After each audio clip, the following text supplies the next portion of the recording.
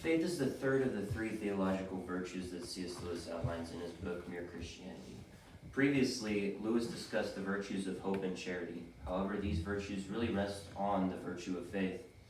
Faith is the cornerstone of these virtues. Mark 11:22-24 says that, "Have faith in God," Jesus answered. "Truly I tell you, if anyone says to this mountain, 'Go throw yourself into the sea,' and does not doubt in their heart, but believes that what they say will happen, it will be done for them.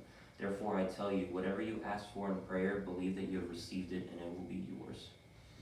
Jesus talks heavily about having faith and its importance in the daily life of a believer. In this presentation, I'm going to dive into the differentiation between faith and works in the Christian life. This topic naturally falls into the realm of theological anthropology and soteriology. First and foremost, what is faith? Lewis argues that faith can be seen on two levels or senses. Faith is, in the first sense, is just belief. One uses faith daily. A person has faith when they believe that a mailman will deliver their package on time. A person uses faith when they believe that someone will act on their own words. In regards to Christianity, faith is accepting the doctrines of Christianity and putting your ultimate trust and belief in Jesus Christ. There are also three types of faith. Author J. Warner Wallace says that the three types of faith are unreasonable faith, blind faith, and forensic faith. Unreasonable faith is the belief in something in spite of evidence. Blind faith is belief in something without evidence. Forensic faith is belief in something because of evidence. These three types of faith encompass our everyday lives. Lewis says that these three faiths basically stem from, quote, the battle between faith and reason on one side and emotion and imagination on the other. Faith as a virtue is even deeper. Lewis points out that faith, quote, is the art of holding on to things your reason has once accepted in spite of changing moods.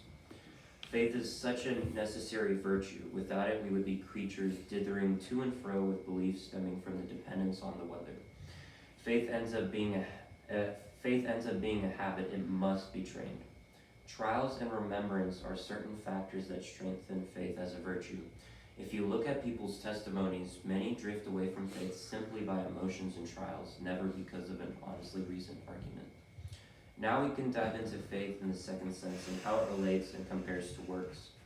Faith in the second sense is really a realization of one's own bankruptcy. One must realize that God is not an examiner waiting to see you score an A+ on living in life. God cares about our inward characteristics and our relationship between the relationship between father and children. He cares about our change from being completely confident in ourselves to relying on His works and goodness. This means putting trust in Christ and believing that He will give us the characteristic of being a child of God. This is faith, believing that Christ offers everything for nothing. The Christian life is centered around taking God's gift.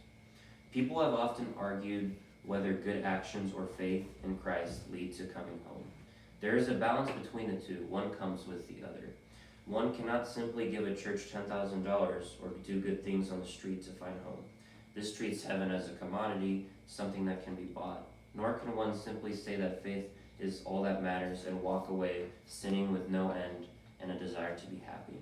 This is simply just an intellectual response with no relationship involved at all. The Bible really clinches this matter by pointing out that we should, quote, work out our salvation with fear and trembling, while noticing that it is really, quote, God who worketh in you. Faith is belief in Christ faith is belief in Christ, and works are a result/effect of this belief. The book of James says that faith without works is dead. It is the same in reverse. Ultimately, faith represents believing in Christ and joining in His army. Works are the actions on the spiritual battle we take in Christ's uniform. We could not fight on the battlefield without Christ's uniform, nor could we be soldiers if we took no actions in His uniform. In conclusion, faith and works are both connected, but also different in the Christian life. We have to remember that our good actions don't buy courtside tickets at a basketball game. One cannot simply go to the security guard at a basketball game and say that they deserve the seats due to the noble actions of helping the needy. The guard will simply say that he needs to see your ticket. However, faith in Jesus' work and the price He paid is what is key. Jesus gives us the courtside tickets to the game, and the security guard can attest to that effect. I love how Lewis sums this differentiation up in chapter 12 of book 3. He states that, quote, handing everything over to Christ does not, of course, mean that you stop trying. To trust him means trying to do all he says. There would be no sense in saying you trusted a person if you would not take his advice. Thus, if you have really handed yourself over to him, it must follow that you are trying to obey him, not doing these things in order to be saved, but because he has begun to save you already. Not hoping to get to heaven as a reward for your actions, but inevitably wanting to act in a certain way because a first faint gleam of heaven is already inside of you.